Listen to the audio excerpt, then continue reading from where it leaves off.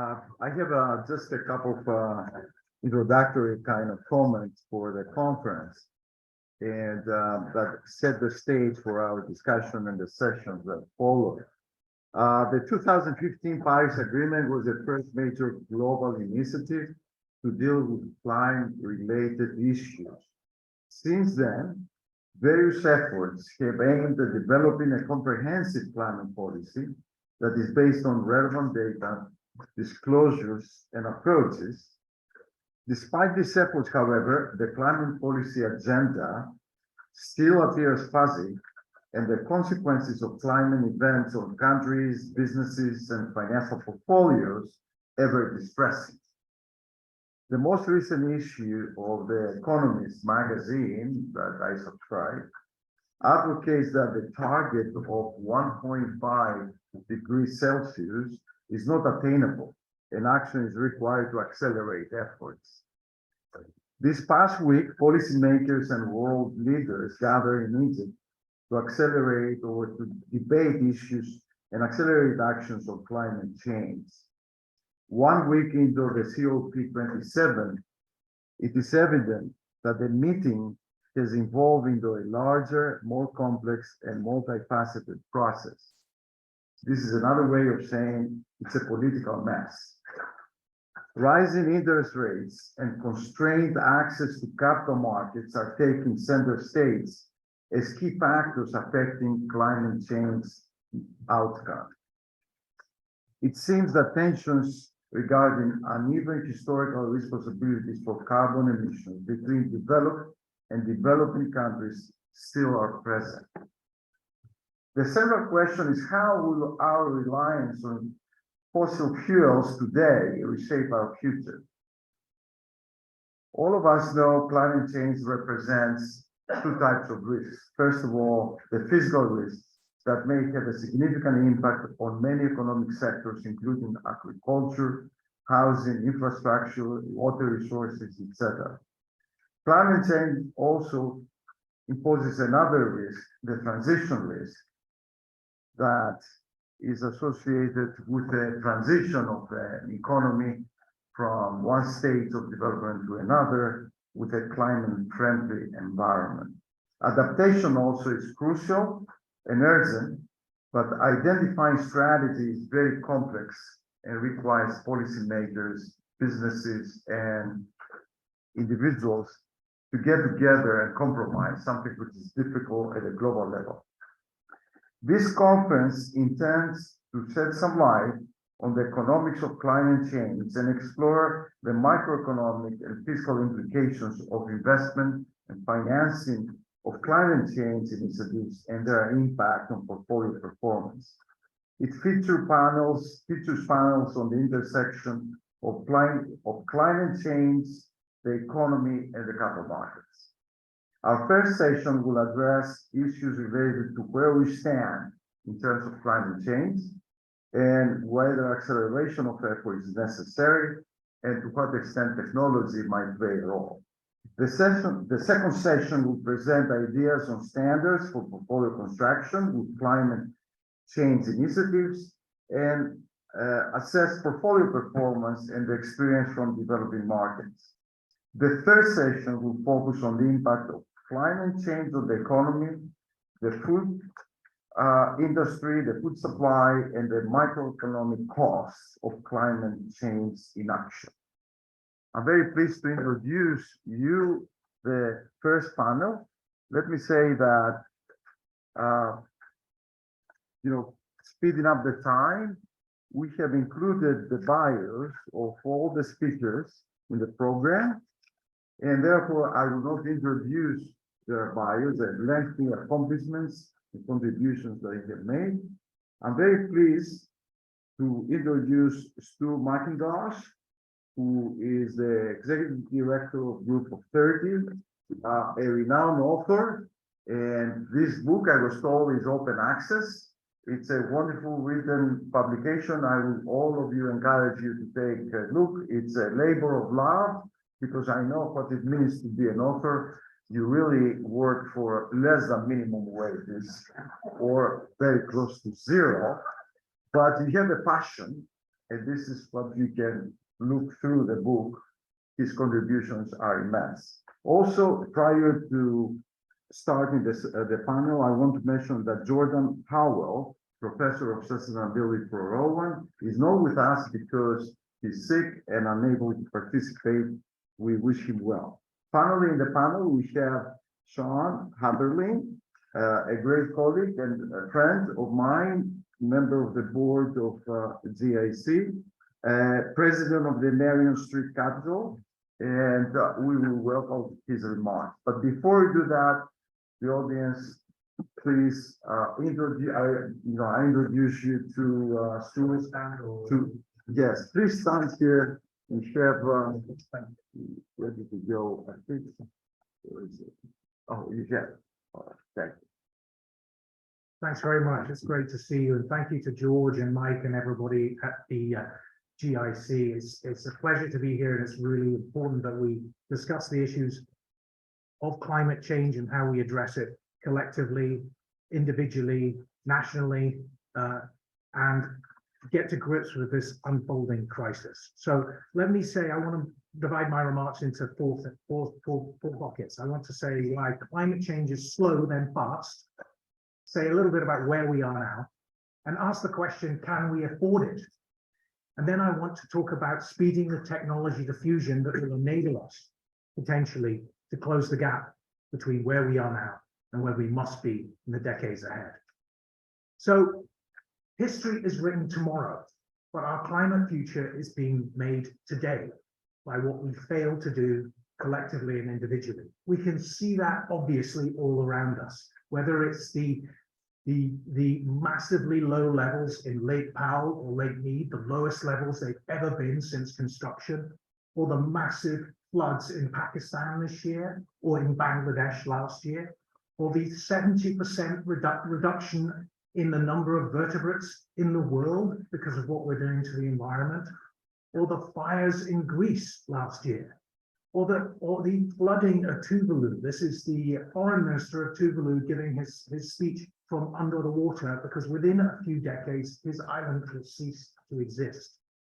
Or it's the droughts, massive droughts in China this year, or the drought in Germany, which shrunk the Rhine to such an extent that they couldn't get the cargo down there, causing the economy to shrink, or the drought in the Mississippi, or indeed the melting of the Greenland ice cap.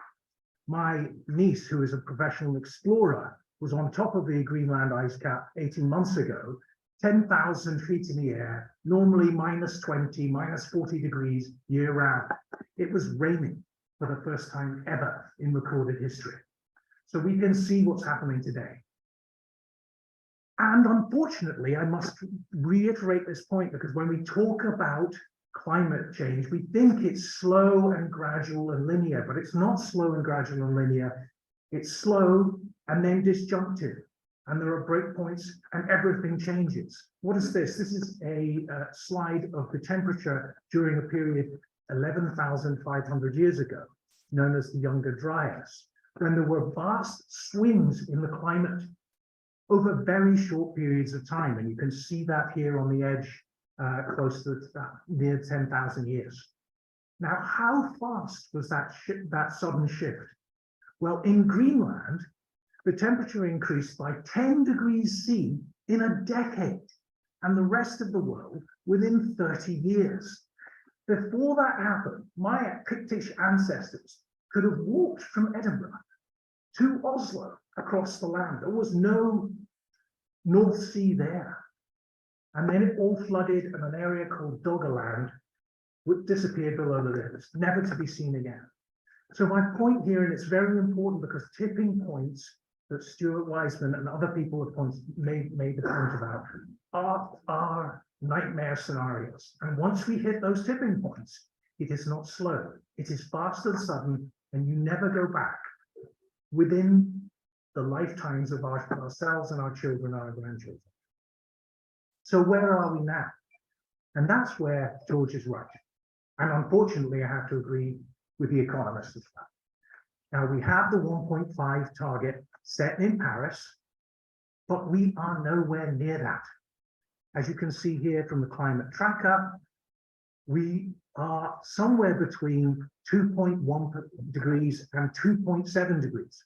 We get to 2.1 if all the pledges and all the targets to date made by all of the governments around the world are actually delivered on. How likely do we think that that is? If we just deliver on the policies and actions that we currently see, we still get to 2.7. And on the left-hand side, you also see this steepening of what one might call the glide path to net zero. Because 30 years ago, when Al Gore warned us of inconvenient truths related to the climate, we could make that glide path smooth. And indeed, certain countries have done so, like Sweden and others, where they started decades earlier, so they're almost at net zero today. But most of the world has not taken enough action, is not hitting its targets, even the declared pledges. And so you can see what should have been a gradual glide path to zero is looking like a controlled fall. And I ask myself, and I often get asked this in meetings, can we afford it, right? People say, but this is very difficult. We have to change the way in which businesses operate, the way in which regulators think, the way in which governments plan, the way in which central banks plan. And people say, well, can we afford it? But the question is, compared to what? Compared to climate change refugees of limitless numbers. About 2 years ago, the World Bank came out with a new analysis that said they thought there would be a little bit over 200 million climate refugees within countries. Now, they said within countries because they didn't want to upset people by implying that people would cross borders in order to get away from the heat. But of course, that's nonsense. Those people will not sit in India or South America or other regions of the world and roast to death. They will move across borders. They'll come to America, they'll come to Europe. So two years ago, they said it was 214 million. You may have heard that in COP last week, they estimated it might be as high as 1 billion. So you ask yourself, can we afford that? And the answer is, of course, not. And can we afford it economically? The answer is not. This chart comes from an organization called the Network for the Greening of the Financial System. It's a majority of the central banks of the world trying to get their hands around the real costs and what we need to do. And they're estimating, as you can see, that if we just operate on current policies and don't take dramatic action, we're going to look at 20% reduction in global GDP. Now, we can address that. We can address get from here to there for far less money than 20% of global GDP. If we spent 5% of our national GDP or our global GDP, we would get from here to there, but we're just not doing it. If we take action, whether it's in transport, in electric power, in industry, commercial, and agriculture, this is the contribution of greenhouse gas emissions in America. We can make a difference. I want to underscore that the future doesn't need to be dystopian. Indeed, a green future is a more prosperous, but potentially more equitable, brighter future. It is the economic engine of our future and for decades to come. But it requires a nexus of regulation, of incentives and disincentives that unleashes the market dynamism. When you talk to CROs of banks or other leaders in industry, they tell me, let me know what the rules are, and then I can get to work and make my business strategy. So I don't think the future need be dystopian, but we do need to address all of these aspects of our economy and change the way in which we operate in order to achieve anything like net zero, even belatedly. We need to steepen the diffusion curve of new technologies. What do I mean by that? Well, initially, when you bring a new technology, of course, to market, it's very expensive. Few people want to adopt it. So it needs support by government to get it over that Sisyphus effect, to increase adoption. And then you get to a tipping point where, because of market pressures, decisions by businesses, regulatory changes, that it accelerates rapidly. So we need to steepen the diffusion curve across all of the technologies that need to change. And meanwhile, what you'll see is the price will fall and innovation will continue. And this is where the famous Bob Nordhaus got it wrong. His DICE model was predicated on an assumption that these types of technologies would remain extremely expensive in the long term. That's not in fact the case, and it hasn't proven to be the case. As you can see here, when you look at solar and wind power, which are now competitive against coal and other fossil fuels right now in China and in India, in Germany and here too. What you see is a rapid decline in cost, a rapid take-up. So it puts light to the question, well, can we do it? Yes, we can. We can see it happening in these sectors, these key power sectors. So what does it mean for America? Well, again, this is to come back to my, does it have to be a dystopian future question?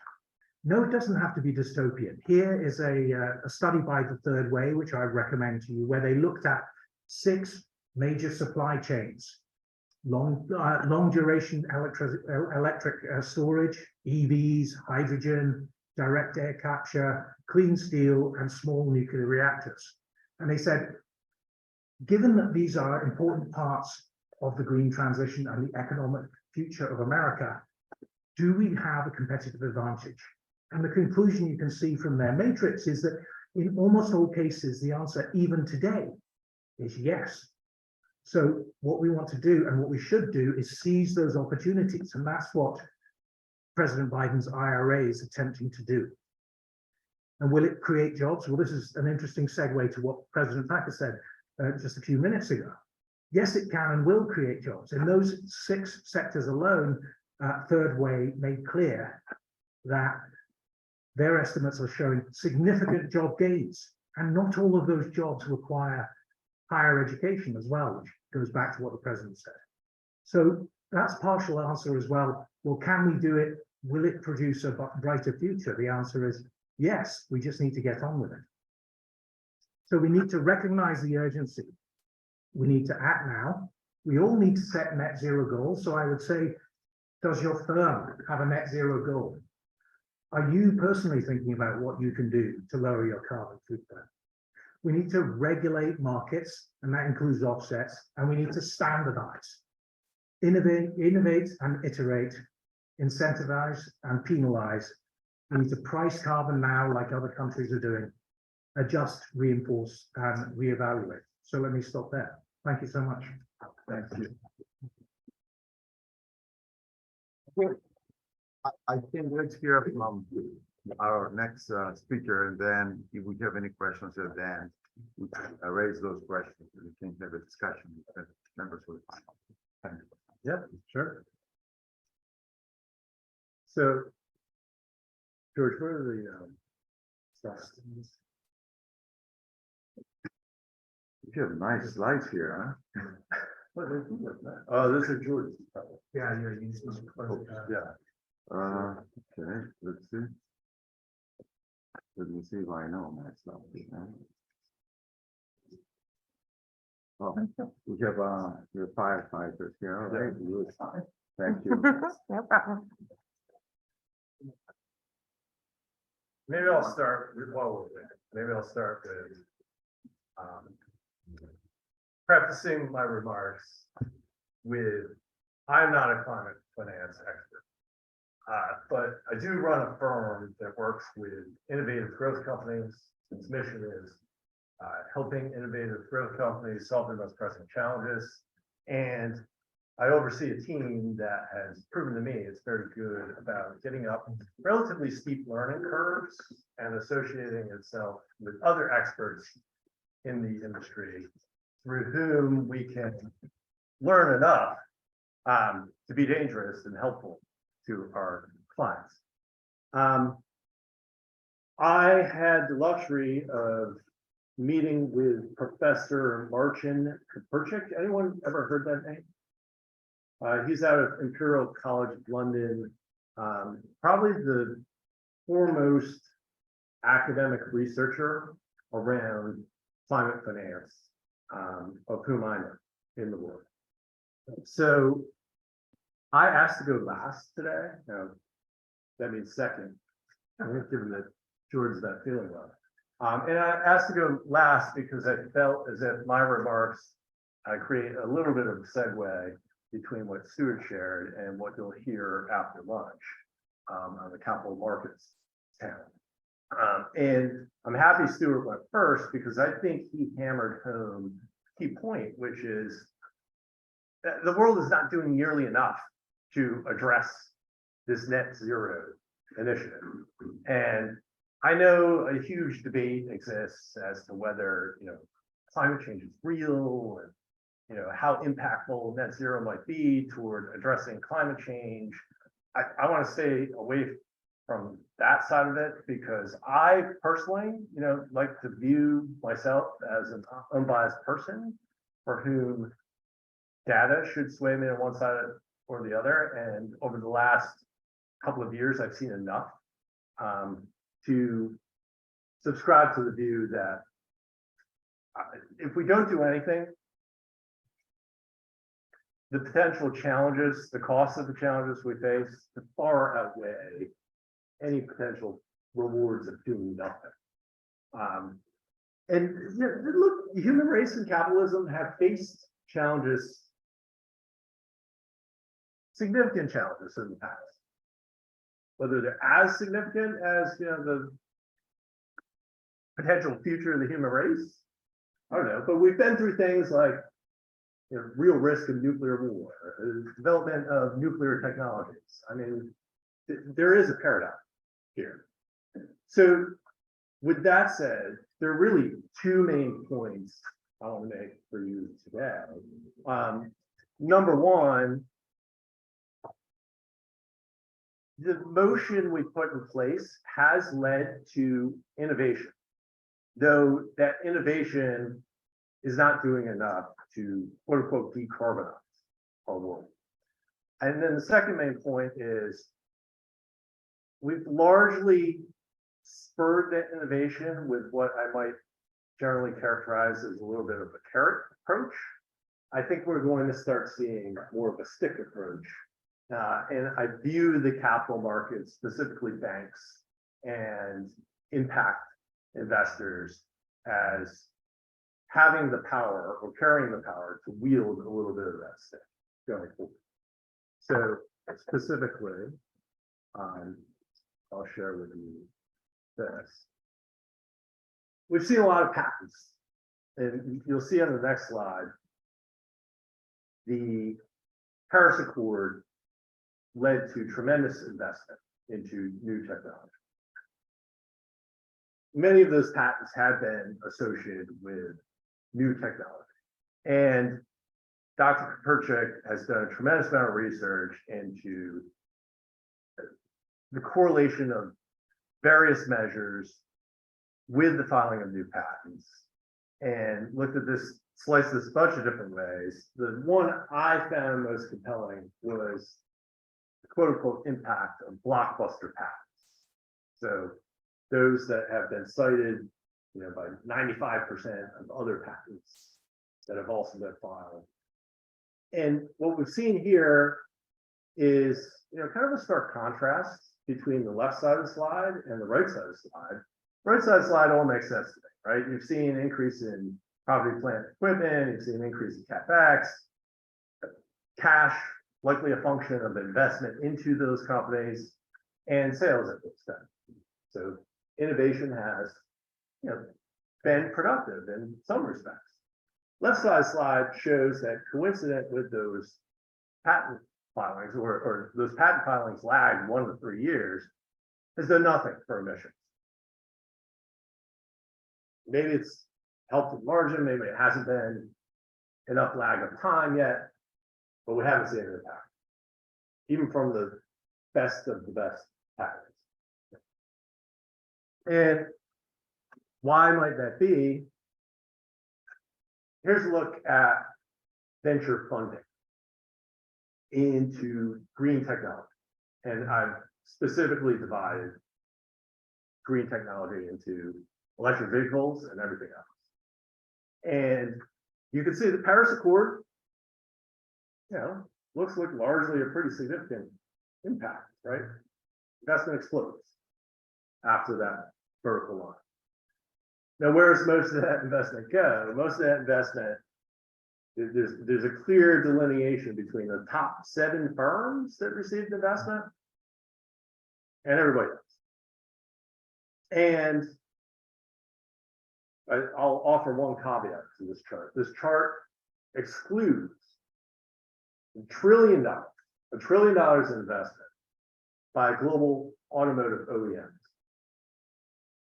You can argue that that's investment that might have occurred, but been aimed at, further advancing autonomous driving, other technologies, or advancing combustion engines, and now it's just redirected toward the electric vehicle supply chain. But we ignore the existing OEM investment. Just looking at venture funding, most of it has gone to electric vehicles. And how many people recognize any of the logos on this slide? Yeah, no, right. Nobody does. I suspect that over the next 10 years, many folks will become more familiar with some of these companies, but I'll tell you what these logos represent. And starting from the top left and moving left to right, number 1 is Rivian, which is now a public company. About $11 billion has gone into Rivian. More likely, if anyone's looked at the financial statements, they're burning cash, like its emissions. WM Motors from China, a little over $5 billion. That's top right. S-Volt Energy Technology, also in China, almost $3 billion. GIC Aon New Energy Automobile, also in China, a little over $2.5 billion. NIO, another Chinese company, $2.5 billion. Faraday Future, almost $2.5 billion. That one's in California. And then Octopus Energy, a little over $2 billion from England. All electric vehicle companies. My firm went looking for any company that's received a relatively significant amount of funding associated with decarbonization. We found one, Climeworks, $750 million out of Switzerland. My suspicion is that over the next 10 years, there's going to be a flip. We're going to see a lot more investment aimed at decarbonization rather than electric vehicles. And why is that? It's because electric vehicles, yes, they play an important role in the evolution from the carbon society for sure, but they have a huge scope 3 problem, right? So now, as part of the net zero initiative, we're moving from this lens of looking at companies that directly pollute the environment or directly produce emissions that contribute to climate change, to those that produce products that, through second and third derivative effects, also contribute to emissions. So what might, what's the step that might enable this switch, if you will? That, I think, is going to have to be the capital markets. So Dr. Perchik has also looked at, there are 22 global banks that have committed to reducing or eliminating lending to firms that contribute the most to global emissions, right? And Dr. Perchik's looked at, okay, what sort of impact has this had? It has had some interesting impacts. Number 1, it has restricted credit to those companies. You can see that by the bar on the left. It's actually perversely led to a slight improvement in return on assets. And that's because these companies, they're capitalist companies. They're reacting in a logical way. They're saying, okay, if credit's becoming more restrictive and capital is becoming more expensive, we've got to raise the bar in terms of our hurdle rate for new investments. So CapEx has gone down, but the initiatives they have funded have been more profitable initiatives. And because of the reduced credit, you're also seeing less cash sitting on the balance sheet of those companies. And you've also seen those companies direct some CapEx or some level of corporate spending to improving their E score as part of their ESG score, largely through environmental remediation types of projects. What you have not seen, and I don't have it on the chart because it basically works out to a zero, what you haven't seen is an impact on emissions. So these companies are not saying, hey, we're going to fund decarbonization, we're going to fund legitimate green technology initiatives. What they're saying is, what can we do to get our E score up? Now, my view is that this is still a positive because you're seeing that just 22 global banks, it's a fraction of the global capital market, is having an impact. Do we need more of an impact? Yes, absolutely. Does the impact need to tie a more direct path to reducing emissions? Yes, absolutely. But the fact is, this started as a hypothesis largely. Like, hey, by convincing some banks to generally align with this initiative, can we influence a change in behavior? And the answer there is yes. So there's more to go. And oops. There's more to go. Uh-oh, help.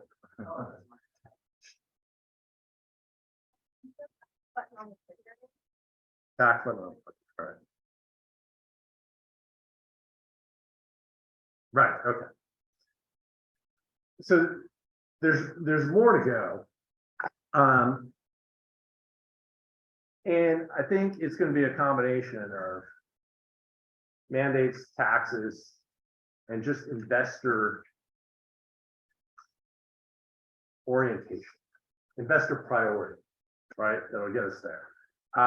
My team divided this slide up so that at the top are what we largely view as two of the most impactful, I can't even call them mandates, right? They're two of the most impactful agreements or mechanisms through which we can voluntarily convince participants in the capital markets to advance this overall initiative. And then everything else. And on the lower half of the slide, toward the right, you see some asterisks next to California, next to carbon credits. Put an asterisk there because there's of these 5 initiatives, or really of the 7 on the slide, those are the only 2 that might have some teeth. And I think the carbon credits stick around. California, we'll see if they can, if this legislation can sort of survive this horizon to 2035. But I think it's going to involve more of these types of initiatives and enhancing the enforceability of these initiatives that help amplify the impact of the capital markets on the direction of innovation and the ability of that innovation to actually drive reduction in emissions over time relative to what's happened today. So that's what I wanted to share with you folks today, and hopefully that spurs some interesting questions, many of which I'm probably not qualified to answer. Thank you very much. Let's start the dialogue now. Are there any questions? Can I just make a follow-up on this, reinforces something that's just been said, which I think is really important, is the nexus of regulatory enforcement on banks and financial actors that makes them change their mindset at the CEO level, as you demonstrated with this slide. And you've seen that explicitly in Europe and in France particularly. Countries in Europe have legal requirements to achieve net zero. In France, banks actually have a net zero plan. They have to disclose TCFD, what's called TCFD emissions 1, 2, and 3. And when I spoke to CEOs about this for work that the G30 has done, they tell me, yeah, I didn't know right? Because I'm running this huge firm, it's 200,000, 250,000 people all over the world. I didn't know the scope of my emissions, but then I'm told that, oh my God, it changes my perspective. I then go to my colleagues or my borrowers in Canada who have tar sands investments, and I say, I'm sorry, I can't do it. So it really makes a difference. It's the pressure of regulatory requirements matched to a change in business strategies. And relatedly, I expect within the next 2 or 3 years, you're going to see capital charges on new fossil fuel investments in Europe. So it's just speeding up, as was said. Thank you. Any questions before we start the dialogue? Anybody wants to raise it? Please. I have one question in terms, you mentioned that Sweden and some of the European countries that really led the world in terms of implementing climate policies. Oh, what's enabled those countries to be more successful in getting the process started and smoothing out that transition curve relative to countries around the rest of the world? That's a really, really important question. I would divide my answer to 2 observations. One is sort of obvious. They started early, right? But they are also clear about the glide path. So Sweden said that they were going to, in the late 1970s, in response to the oil shock, they were going to charge price for carbon. They began to charge price and gradually increased it over several decades, now where it's 130, 140 euros a ton, right? Which is a significant amount, but they gave enough time for their businesses to make that shift. So you don't say from one day to the next, although it might happen if we have a crisis and we hit a tipping point. You don't say zero price carbon tomorrow, $400 a ton. No, you don't. You need that glide path, and if we use our time, the remaining time we have left, we can still do it. Canada has announced a carbon price like that, where every year it goes up slowly. It didn't force the end of the Canadian economy, it forced the Canadian economy to. So that's my first point. My second related point is we need to change the nature of the discussion in America, where we stop politicizing. This is not a political question. This is a question of how do we survive?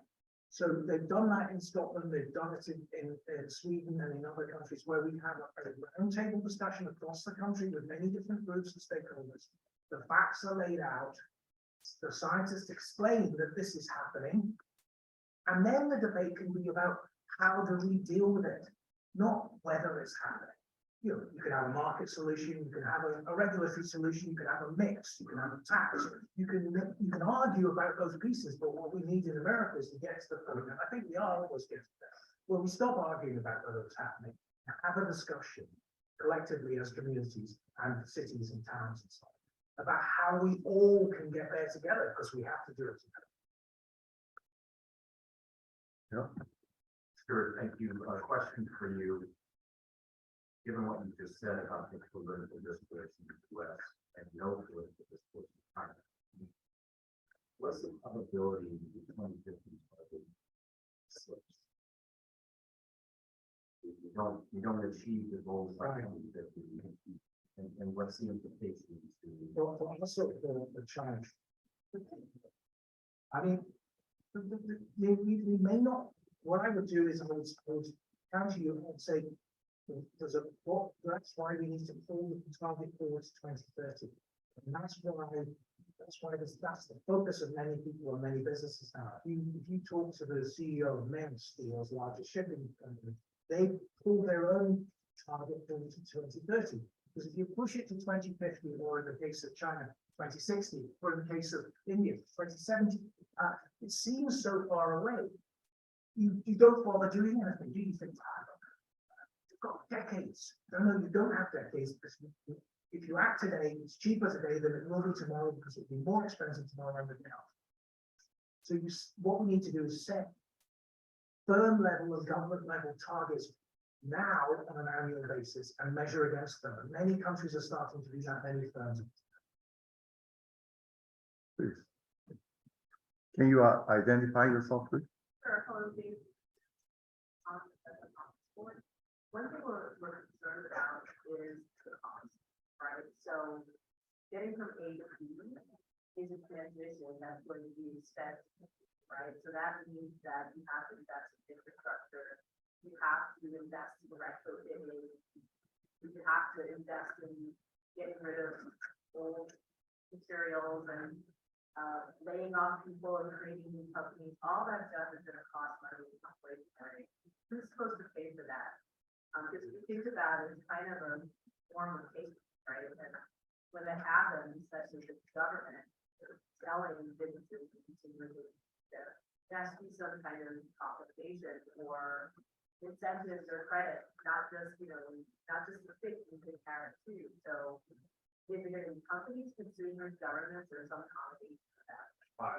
My own view is it's definitely going to be intertwined combination of all of those. And if I think about the direction the capital markets have chosen to step on this early part of the path, I think about a cost of capital wedge, right? Where cost of capital is just going to become increasingly steep for the most defensive emitting companies. And it's going to get look, in a rising rate environment, I don't know if I could say it'll get cheaper, but the difference between the cost of capital for those emitting companies and those that are actually contributing to decarbonization is going to grow exponentially wider. So I think we'll see billions of dollars being allocated toward real solutions to this problem. And we're going to see eventually money available at almost no available cost to companies that are pursuing historically carbon intensive business models. Through that lens, it's basically the offensive companies are bearing the cost of the transition for the ones that are helping solve the problem. But that'll all trickle down to, you might see oil reach a crazy price as a result of this. No new investment or very little new investment, supply and demand, it will get painful, but that the price will ultimately impact demand. I mean, also a partial answer to your question too, is that yes, there may be some inflationary pressure, but the question is, part of partial answer to that is this reinvestment cycle, which has to take place across the entire economy at very large scale and across the whole world, should potentially increase the growth rate and productivity as well, because we've got to invest in new productive capital to make the transition. Yeah, it means jettisoning the polluting processes, but that transition process itself can generate more growth, create more jobs, and partially solve for that inflationary pressure. Think about Y2K, when there was that massive investment in IT technology. It turns out we didn't actually need it, but it created a decade-long period where we benefited from that huge capital investment in new computers, new technology, and we're still benefiting from it. Steve Blodgett, consulting firm outside of Philadelphia, Western suburbs. So one of the things I find troubling with your thesis is what's happened in Europe in the last year or so. Big move by the UK government, Europeans to move toward wind power, the North Sea, and then look at the wind power plant off Italy. Mm-hmm. So they move very quickly toward green energy. Wind stops blowing. They lose massive amounts of their energy capacity in 2021, UK in particular. They abandon their fossil fuel support, natural gas, in particular in the UK. So they got an energy crisis. And then you got the Russia-Ukraine problem on top of that. So, I don't want to get into that too much, but the point is reality. Okay, so what you're saying sounds wonderful. How do you generate power for $85 or $90 trillion global economy during this transition? A lot of people are going to freeze to death. We saw it in Texas 2 years ago. People in Europe will probably freeze to death this winter. How do you deal with that? Of course, this is not an instantaneous switch on, switch off situation. But let's also remember that first on the technology side, there are technologies being developed and that already exist that enable us to have long duration storage and power station level storage of electricity so that you could, or energies and convert into electricity. Those are being developed. They have to be aggressively supported, and the IRA is doing that now. The second point I would make is related to the fluctuations you see in Europe and so on, which you're absolutely right, it's a complete disaster. Yeah. And what's going on in Britain is a nightmare. One of the reasons that the nightmare is occurring is because the UK government is too dependent on setting their energy prices related to gas, even though 40% of their electricity is in fact renewable. It's actually more than that, though. They actually shut down their natural gas plants. They shut them down because it would cost them money. So they actually have no inventory to speak of, and they can't be transitioned, and people will freeze to death. Well, I don't want to argue with you, but there's a good case to be made that, in fact, when you transition, once you make that transition, and yes, it's not pain-free, of course, particularly now, but when you make that transition and you have multiple sources of renewable from different parts of the world, you've got huge solar opportunities in Southern Europe and Northern Africa and so on and so forth. You end up with a more stable energy source rather than continuing the reliance on Saudi Arabia and on Putin. I mean, autocrats, relying on autocrats for your future is not a good solid. I necessarily disagree with the long-term view. People, what I do challenge, and obviously the evidence is here, okay? The planners that are sort of pushing this are underestimating the need for energy, reliable energy to keep businesses going. Germany's got a big problem. Yes, You know, as we're going to big problem, because we're following your program, we need to be able to have energy to provide, economy,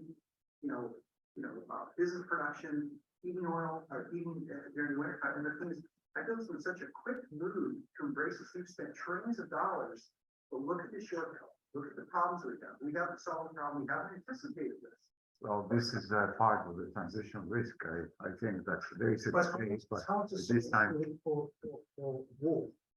And war is always going to be War's this. not the issue. War is exacerbating the issue.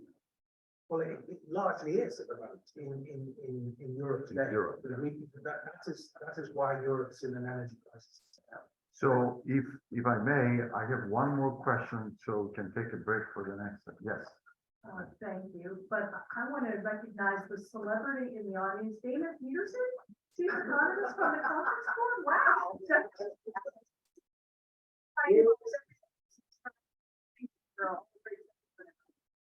This is a genuine question, it's not a loaded question.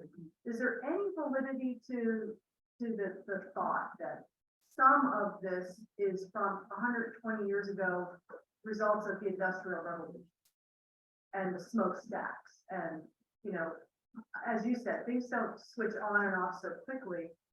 Are what we're experiencing with climate change, is any of it, it's a genuine question, is any of it related to things we were bad citizens 100 plus years ago, and now we're better citizens? No, the evidence is absolutely clear. We know how much greenhouse gas we're emitting now.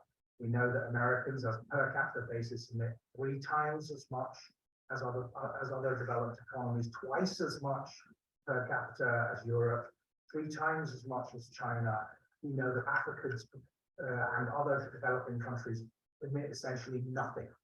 And so we are to blame. We are responsible. The emissions we've created in the last 100 years are what's creating this highway to hell that we're on right now. And it's continuing every single day that we fail to take action. The science is not in dispute, it hasn't been in dispute for 30 years. We need to move beyond any discussion of whether it's happening and recognize it is happening. You don't need to say that to people in California. They can smell the smoke. But also demographics Yeah. change in the United States, especially with the new generation. Right. And people are more cautious, I would say, about the benefits of having climate change initiatives. So there's a cultural shift as well, I think. In the longer term, it's going to be very beneficial. But I think a lot of things are associated with the transition and the risks associated with the transition. So I think Diane does touch on a point, which I've heard in conjunction with exploring this issue. It's that there's a direct correlation between the industrialization of an economy and emissions. And some of the pushback that stakeholders or influencers have heard specifically from developing nations is like, look, philosophically, we're relatively aligned with these policies. However, this timeline disproportionately impacts us competitively. Like, we're trying to industrialize and catch up to the developed nations. And this is going to either slow or prevent us from being able to do that. So there's an embedded issue of global equity in this argument, which is interesting and it's difficult. To this gentleman's point, my own interpretation is that, you know, solar, wind, whatever is not going to get us to where we need to be. Maybe nuclear would help to some degree, but that's why for this presentation, I specifically identified decarbonization. I mean, this is something that's, hypothetical at the moment, largely. However, we've seen this pattern repeat through capital markets and through history, where you throw enough money at it, eventually you do get some breakthroughs. So I kind of feel like that's the area where people are going to make some really concentrated bets in the next decade. Very good. We want to thank you for your presentation, your thoughts, and we are going to move to the second question.